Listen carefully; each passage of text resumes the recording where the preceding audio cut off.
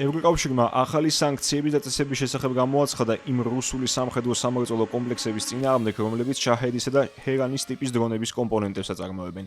საგარეო საქმეთა და უსაფრთხოების პოლიტიკის საკითხებში ევრობლოკის უმაღლესი წარმომადგენლის კაია კალასის თქმით, გადაწყვეტილება მიღებულია მას შემდეგ, რაც კიევი რუსული შეიარაღებული ძალების კომბინირებული საჰაერო დარტყმების სამიზნე გახდა, რასაც მრავალრიცხოვანი მსხვერპლი და ათობით ადამიანის მძიმე დაშავება მოჰყვა. დიპლომატის თქმით, ეს არის ევროპის პასუხი რუსულ აგრესიაზე და როგორც კალასი ამბობს, რაც უფრო მეტად ეხმის თავს მოსკოვი მშვიდობიან მოსახლეობას, მით უფრო მეტი სანქციის დაწესების აუცილებლობა არსებობს.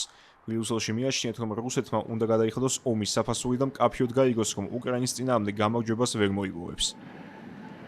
საგულისხმოა, რომ სამხედრო სამრეწველო ობიექტების წინააღმდეგ შეზღუდვები არ არის ევროკავშირის სანქციების 21 პაკეტის ნაწილი, რომელსაც ამჟამად ევროპული სახელმწიფოების ხელისუფლებები განიხილავენ და როგორც მოსალოდნელია მათ ივლისის შუა პერიოდში დამტკიცებენ.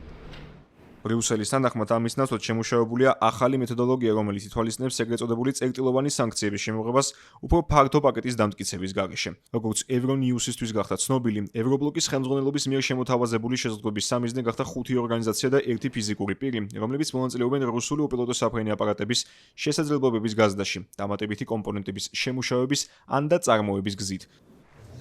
მოსალოდნელია, რომ საკითხი 8-დან 13 ივლისის პერიოდში იქნება განხილული და სავარაუდოდ დამტკიცებული.